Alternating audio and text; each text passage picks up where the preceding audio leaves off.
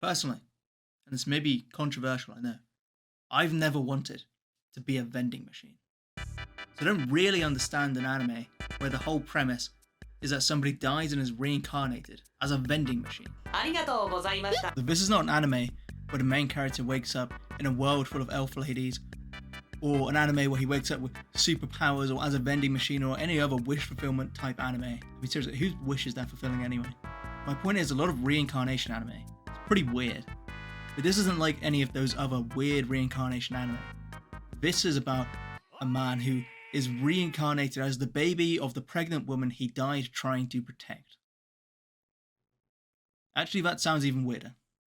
But you should watch this anime, because this anime is different. It's different because it doesn't hold back. It takes characters who have nothing to live for, gives them everything they ever wanted, and savagely takes it away. But what is this anime actually about? This is an anime about idols. Except it's not about idols.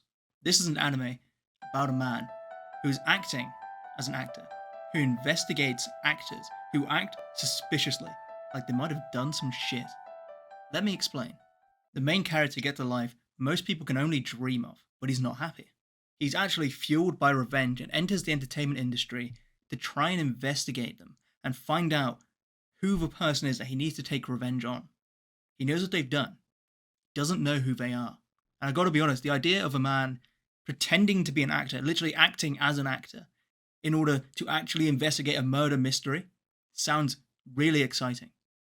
And it got me pretty hyped for what was going to come next. I couldn't wait to see what would come in the coming episodes. What did I get? Dancing, singing, and a reality dating show. I was pissed. The thrilling murder mystery had taken a backseat to some young adults trying to make it into the entertainment industry. I was looking forward to investigations, interrogations, late night shootouts, a real murder mystery thriller. And that isn't what I got. I was outraged. But one thing I couldn't say was that I was bored. Honestly, I was engrossed. After the first episode, things got a lot lighter, and the darkest thing that had really happened was a child actress not getting the role she felt she deserved, or the roles that she wanted. And this was an interesting story, but it wasn't that dark. This all changed once we got to episode 6. At episode 6, things got a lot darker. A girl on the reality TV show made a mistake. She accidentally cut the face of a girl who was a model, and so obviously relies on her face for her money, for her job. And that caused a torrent of abuse against this girl who's only 16, so having thousands of people criticize her online naturally had an effect on her mental health, and ended up driving her to the point where she almost gave it up entirely and almost just gave up everything. Now, this episode has a happy ending, but it's at this point that I really start to think I got the show. I really get it now. This isn't a show that's dark for the sake of being dark. This is a show that's dark because it's about the entertainment industry, which is dark. It's a dark industry. And if you're going to make a show about the entertainment industry, and you're not going to include any of the dark aspects, any of the darker underbelly of the industry that we don't always see, you're just not making a realistic show. And I know it's weird to talk about realism in a show about a guy who is a doctor that's reincarnated as the baby of one of his patients, who is also his favorite idol. Realism was thrown out the window as soon as that became the plot.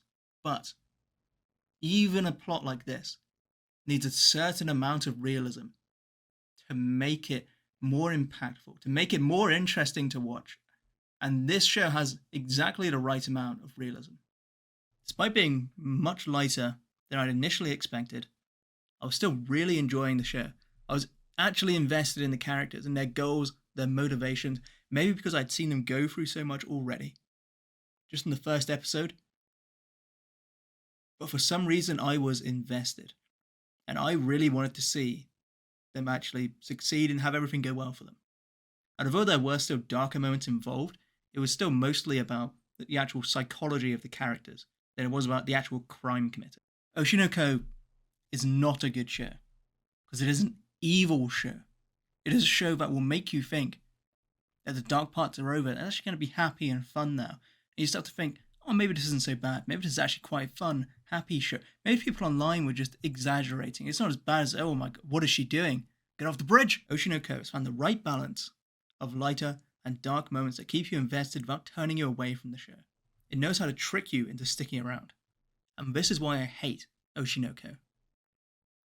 When is the next season coming out?